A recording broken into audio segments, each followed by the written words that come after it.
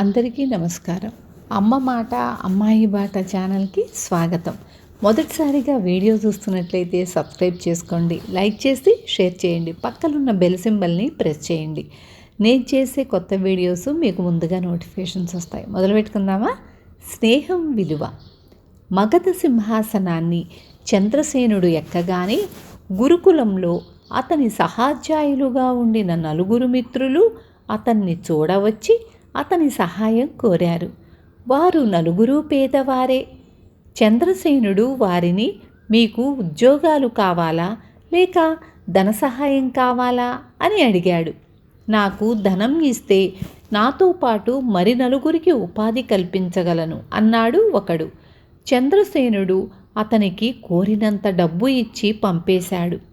రెండోవాడు, డబ్బుతో జీవనోపాధి కలిగించుకునే ప్రజ్ఞ నాకు లేదు, ఏదైనా ఉద్యోగం ఇప్పిస్తే చాలు అన్నాడు. చంద్రసేనుడు అతనికి ఒక ఉద్యోగం ఇప్పించాడు. నాకు చేతనైనది వ్యవసాయం, నేను డబ్బు కానీ ఉద్యోగం కానీ కోరను, ఇంత భూమి ఇప్పిస్తే సుఖంగా వ్యవసాయం చేసుకుంటాను అన్నాడు మూడోవాడు. చంద్రసేనుడు అతనికి భూమి ఇప్పించాడు.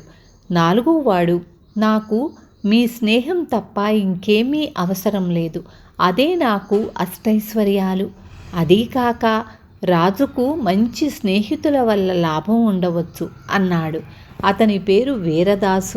తన స్నేహం అతనికి ఎలా ఐశ్వర్యం తెచ్చేది చూడాలనిపించి చంద్రసేనుడు అతని కోరికకు సమ్మతించాడు. చంద్రసేనుడు రోజూ సాయంకాలం రాజవీధి వెంట ఉద్యానవనానికి వెళ్ళేటప్పుడు వీరదాసును రథంలో తనతో పాటు తీసుకుపోయేవాడు. వీరదాసు రాజుకు సన్నిహితుడన్న సంగతి పురప్రములకు వర్తకులకు తెలిసిపోయింది. 4 రోజులు గడిచాయి. ఒకనాడు రాజు వెంట వెళుతున్న వీరదాసు వర్తకుల కోడలిలో రథం ఆపించి తనకు అక్కడ పని ఉన్నదని దిగిపోయాడు. వెంటనే గొప్ప వర్తకులందరూ వీరదాసు చుట్టూ మూగి అమితంగా మర్యాదలు చేసి దివాణం వ్యవహారాలు మాట్లాడారు. వీరదాసు సూచనప్రాయంగా రాజుగారు మరింత హెచ్చు రాబడి గురించి ఆలోచిస్తున్నాడని, బహుశా వ్యాపారస్తుల మీద పన్నులు పెరగవచ్చునని అన్నాడు. వెంటనే వర్తకులు తమ తమ తాహతును బట్టి వీరదాసుకు కానుకలు ఇచ్చుకుంటామని, తమ మీద పన్నుల భారం హెచ్చకుండా చూడమని ప్రాధేయపడ్డారు. వీరదాసు అభ్యంతరం చెప్పలేదు. వారానికి ఒకసారి వ్యాపారంలో తమకు వస్తున్న లాభాలలో కొంత భాగం అతనికి చెల్లిస్తూ వచ్చారు. త్వరలోనే వీరదాసు అపార ధనవంతుడై కూర్చున్నాడు. అయితే ఇది పరమ రహస్యంగా జరిగిన ఏర్పాటు కాదు. వర్తకుల లెక్కలు తనిఖీ చేసే అధికారి, న్యాయాధికారి ఈ గూడు పుటానిలో చేరిన వాళ్లే. వాళ్ళు వీరదాసు వద్ద ఎప్పటికప్పుడు తమ వాటా తీసుకుపోతూ వచ్చారు. కొంతకాలానికి వీరదాసు రాజధానిలోనే అద్భుతమైన భవనం నిర్మించి గృహప్రవేశానికి రాజును, మంత్రిని, రాజోద్యోగులను, వర్తక ప్రముఖులను ఆహ్వానించాడు. రాజు వీరదాసుతో, ఇంత కొద్ది కాలంలో ఇంత సంపన్నుడివి ఎలా కాగలిగావు అని ఆశ్చర్యంగా అడిగాడు. మహారాజా, మీ స్నేహంతో రాజ్యాలే సంపాదించగలను అన్నాడు వీరదాసు. ఎలా సంపాదించావో తెలుసుకోవాలని ఉంది అన్నాడు చంద్రసేనుడు. రేపు రాత్రికి నా గదిలో రహస్యంగా దాగి ఉండి జరిగేదంతా చూడండి.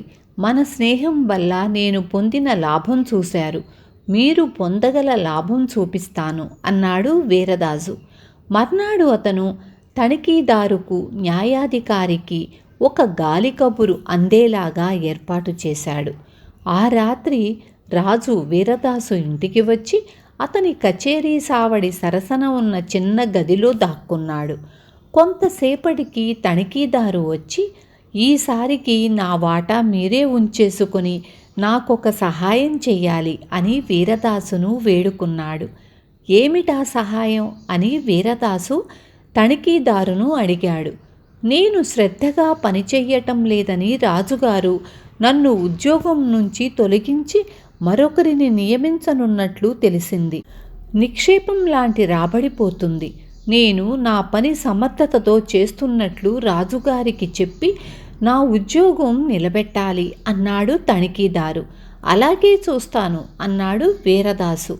తనిఖీదారు వెళ్ళిన కొంతసేపటికి న్యాయాధికారి వచ్చి, ఈసారి నా వాటా మీరే ఉంచేసుకుని నన్ను రాజుగారు బదిలీ చెయ్యకుండా చూడాలి.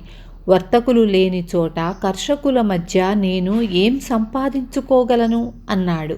అలాగే చూస్తాను అని వీరదాసు న్యాయాధికారిని పంపేసి రాజు వద్దకు వెళ్ళి, చూశారు గదా మహారాజా, మీ స్నేహం మూలంగా నేను లంచగొండులందరినీ అయస్కాంతంలాగా ఆకర్షించాను.